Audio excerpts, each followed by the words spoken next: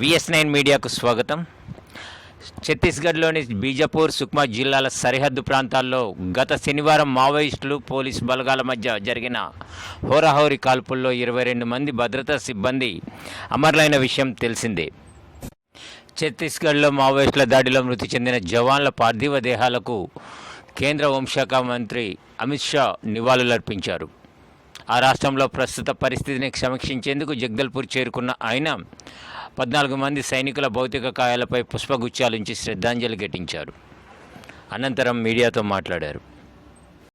ఇదిలా ఉంటే ఛత్తీస్గఢ్లో జరిగిన మావోయిస్టుల దాడి ఘటనలో మృతి చెందిన ఆంధ్రాకు చెందిన 2 జవాన్లకు ఒక్కొక్కరికి వారి కుటుంబానికి 30 లక్షల రూపాయల చొప్పున ఆర్థిక సహాయం అందించనున్నట్లు సీఎం జగన్ పేర్కొన్నారు.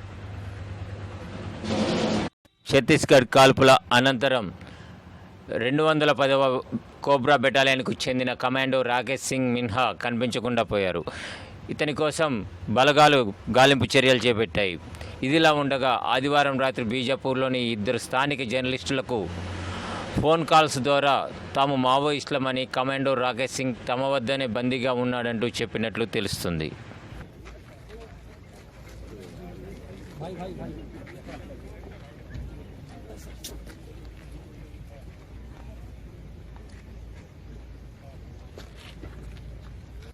ये नहीं गया नहीं है भैया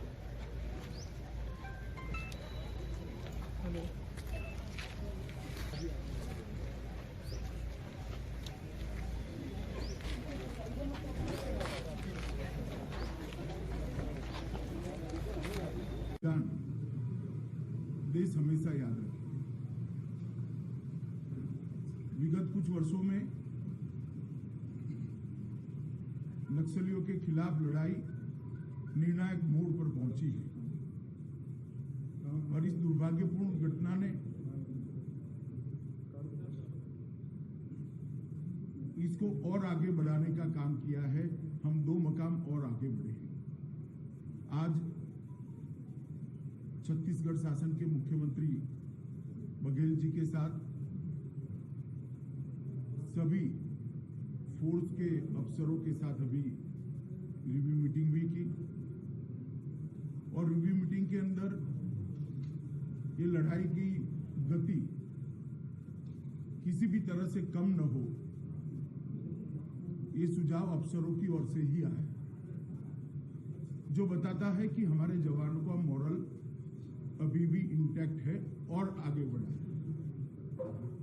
और मैं देश को विश्वास दिलाना चाहता हूं कि लड़ाई रुकेगी नहीं और गति के साथ आगे बढ़ेगी और इसको हम अंजाम तक ले जाएंगे। ये लड़ाई में अंत में नक्सलवादियों के खिलाफ हमारी विजय निश्चित है। विगत 5-6 सालों के अंदर छत्तीसगढ़ के अंदर जितने भी कैंप अंदर तक ले जाने थे उसमें काफी बड़ी मात्रा में हमें सफलता मिली है। छत्तीसगढ़ शासन और भारत सरकार ने मिलकर अंदर जाने की गति को बढ़ाया है और उसी ही जुल्लाहट में इस प्रकार के घटनाएं सामने आती हैं। विकास के मोर्चे पर भी ढेर सारे काम हुए हैं। कोरोना के कारण थोड़ी गति विगत 1 साल में मंद हुई, मगर मैं मानता हूं कि जितने भी सुझाव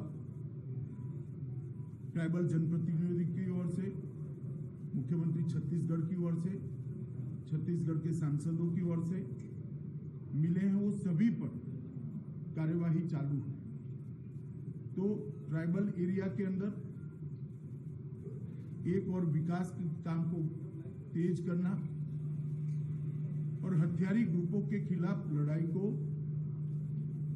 तीव्रता के साथ आगे बढ़ाना और उसको अंजाम तक ले जाना। दोनों मोर्चों पर दोनों सरकारें मिलकर मक्कमता के साथ लड़ रही है। देश के प्रधानमंत्री मोदी जी ने ये पूरी लड़ाई को लॉजिकल एंड तक ले जाने के लिए भारत सरकार की प्रायोरिटी पहले से ही तय की हुई। मैं आज छत्तीसगढ़ और भारत की जनता को विश्वास दिलाना चाहता हूं, ये जो घटना हुई है इसके बाद ये लड़ाई और तीव्र करेंगे और ये लड़ाई को हम निश्चित रूप से विजय में परिवर्तित करेंगे। जो जवान शहीद हुए हैं उनके परिजनों को भी मैं ये बात कहना चाहता हूं कि आपके भाई ने, आपके पति ने, आपके बेटे ने जो देश के लिए सर्वोच्च बलिदान दिया है उसको देश कभी भुला नहीं सकता। मैं भारत सरकार की ओर से आपको इतना ही कहना चाहता हूं कि संकट की, दुख की इस घड़ी में पूरा देश आपके साथ खड़ा है और आपके परिजनों का जो बलिदान है वो व्यर्थ नहीं जाएगा। इन्होंने जिस उद्देश्य के लिए अपना सर्वोच्च बलिदान दिया है वो उद्देश्य को हम जरूर सिद्ध करेंगे। फिर से एक बार मैं शहीद हुए जवानों को श्रद्धांजलि देना चाहता हूं और उनका सर्वोच्च बलिदान जो है वो व्यर्थ नहीं जाएगा, इसके लिए मैं देश को विश्वास दिलाता हूं। हवाई हमला भी सर, नक्सलियों से वार्ता की कोई उम्मीद बाकी है? हवाई हमले को लेकर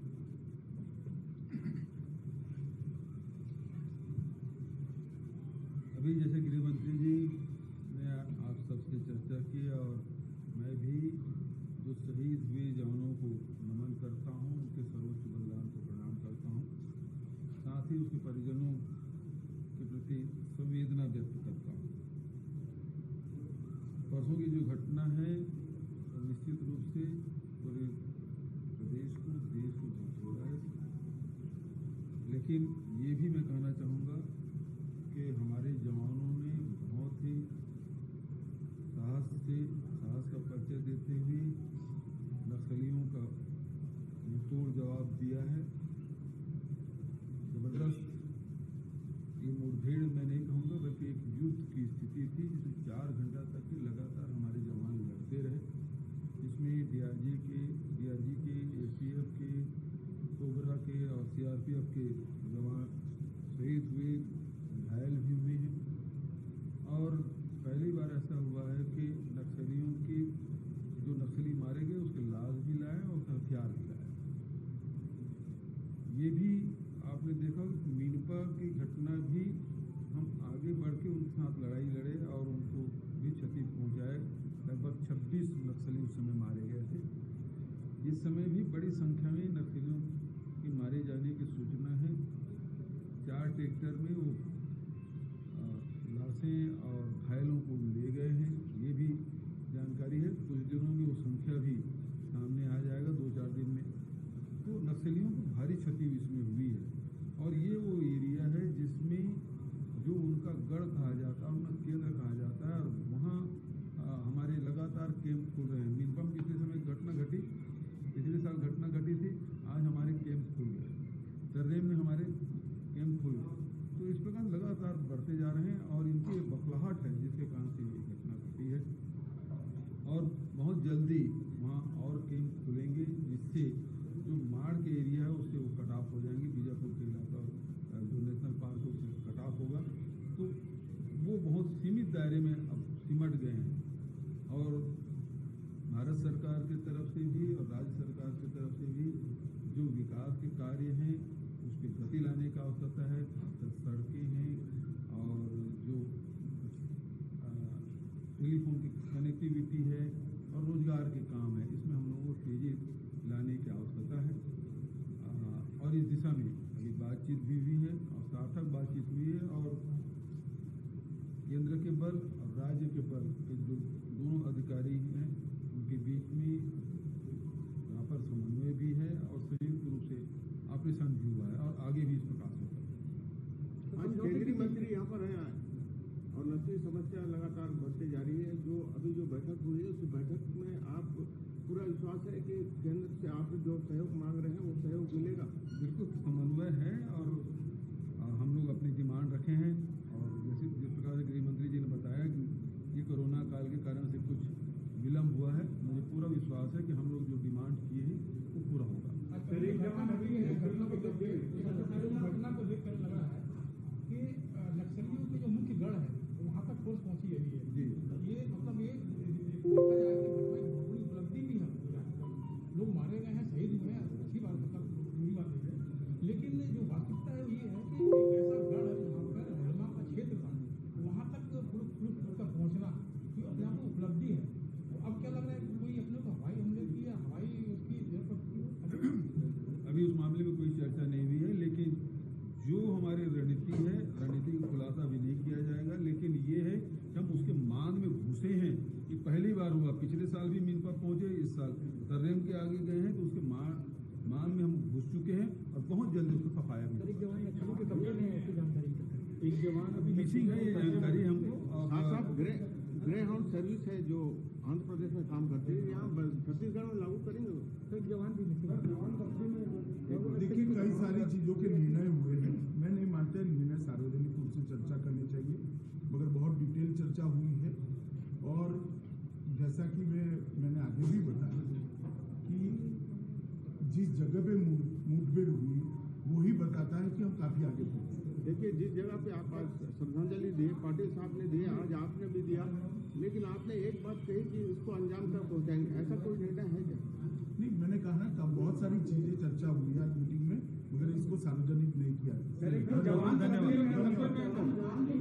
जवान नक्सलियों के